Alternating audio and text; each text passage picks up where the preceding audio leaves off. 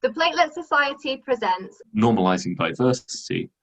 Today we're going to be talking about LGBTQ+ STEM Day. Hi, I'm John Gibbons. I'm the chair of the executive committee of the Platelet Society, and I'm based at the University of Reading. Hi, I'm Steve Thomas, Dr. Steve Thomas. I'm a senior lecturer at the University of Birmingham, and I'm the chair-elect of the Platelet Society Executive Committee. Hi, I'm Alan Harper. I work at Keele University, where I'm a lecturer in biosciences at the School of Medicine. I'm Dr. Amanda Unsworth. I'm a lecturer at Manchester Metropolitan University. I'm Dr. Kirk Taylor. I'm a postdoctoral researcher at the University of Reading.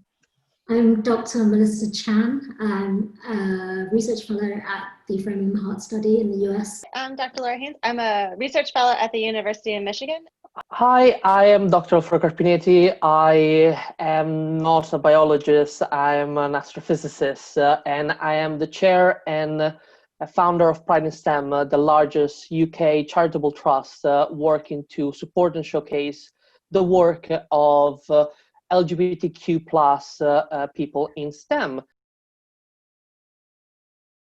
The International Day of LGBTQ+ people in STEM, which is celebrated on November 18th. And we started this day to sort of mark the continuous barriers that our community is facing in STEM, but also to bring visibility to the people and their work in the scientific fields.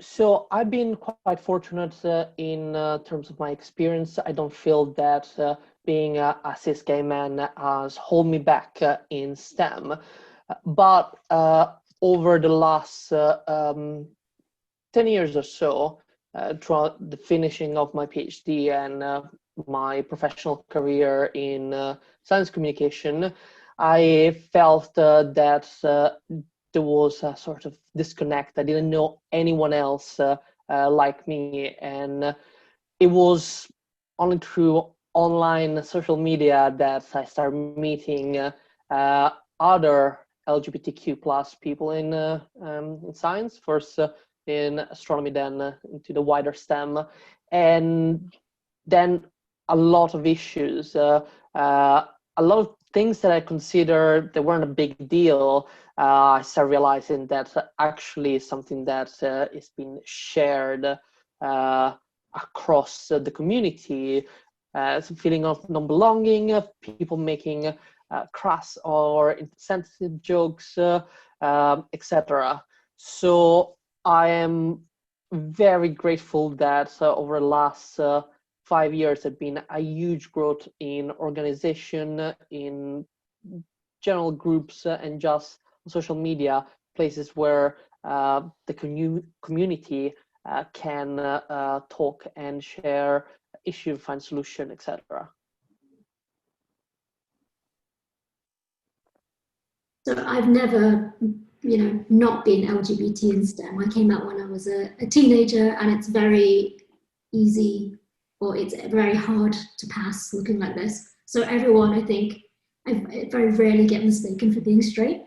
So it's pretty easy to be LGBT and STEM. I think for me, that's like a double-edged sword. So, the people that, don't want to interact with LGBT people just won't. And the people who do end up being the most open people, the most open to ideas, and the most open to other people. Yeah, I think in general I found it pretty inclusive because of that. So I might not have been, party to a lot of the other stuff, but just like Alfredo said, there's, a lot of banter that goes around. And I don't know whether that's also, part of my background as well. LGBT is also, for me, lumped in together the fact that I'm a woman, which is also, you're starting behind that starting line, and the fact that I'm a minority. So, any prejudice that I've come up against might be all wrapped up in that. So I'm, there's a lot going on for me, but in general, the scientific community has been so great. And because I'm part of the LGBT community as well, all these other doors have opened up, and I've done events with Kirk and Alfredo as well. So I get more opportunities that, you know, our allies and our straight friends maybe don't get. So like, so unlike Mal, like I didn't come out of the closet young, so I was older, so I'd already established like a professional network.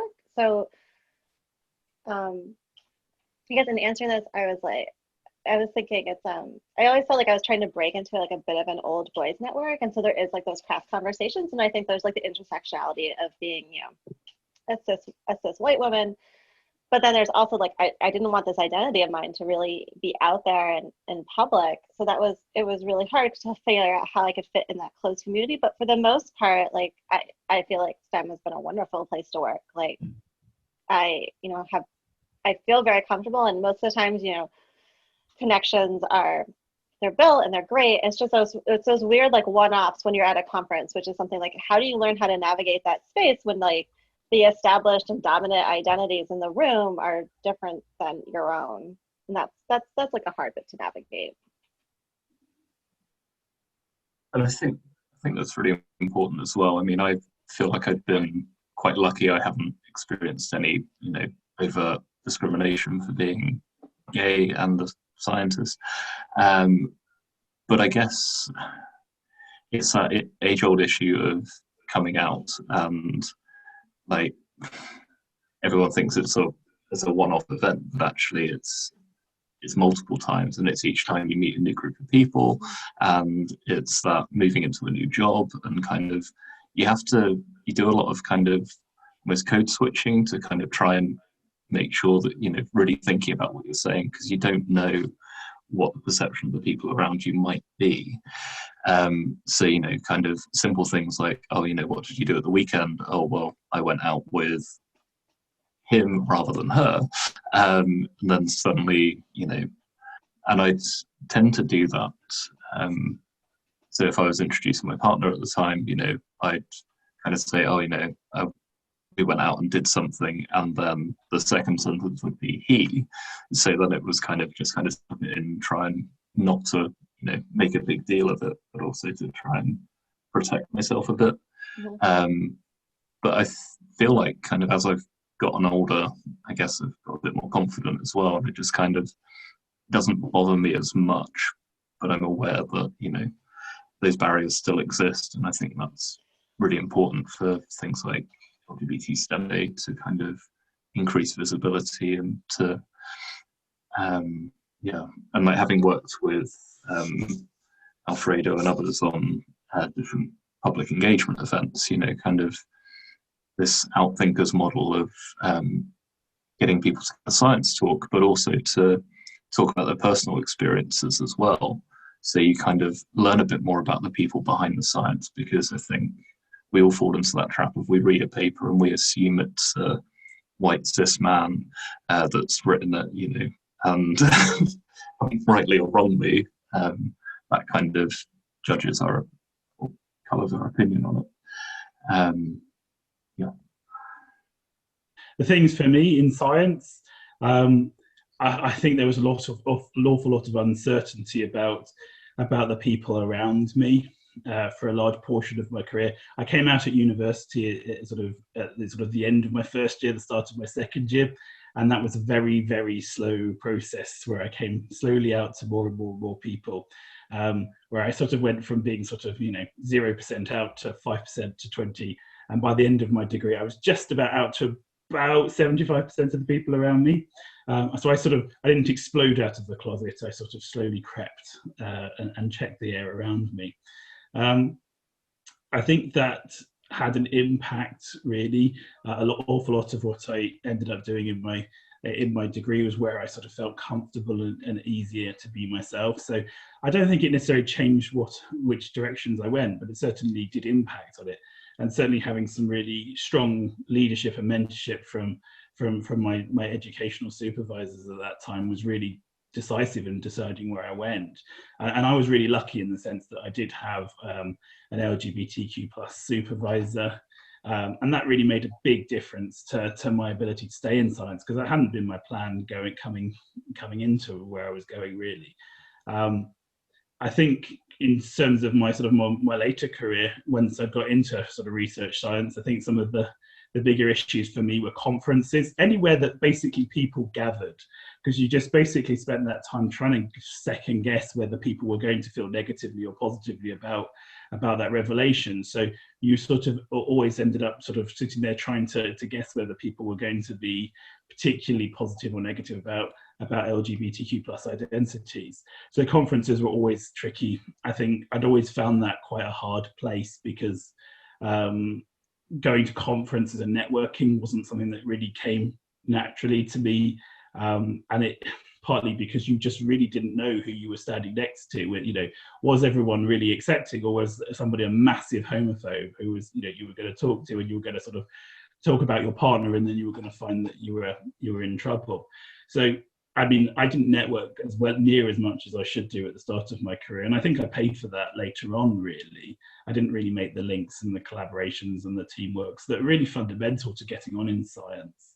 And it's, you know, it's taken me probably 10 years to come to the point where I'm out enough that I can talk to people about this, but actually also I know people well enough around me to kind of feel comfortable and able to ask those sort of questions.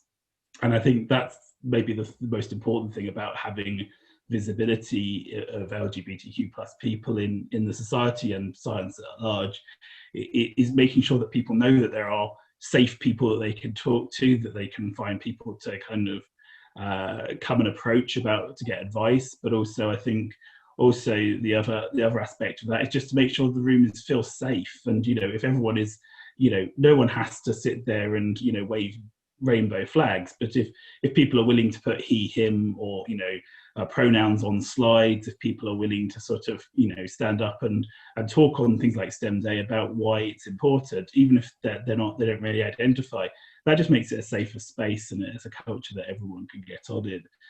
So for me, that's why it's really important that this conversation happens today, and hopefully that goes out to a wider audience. This is a society that is very safe, but you know, it's nice to know that, and it's nice to hear that.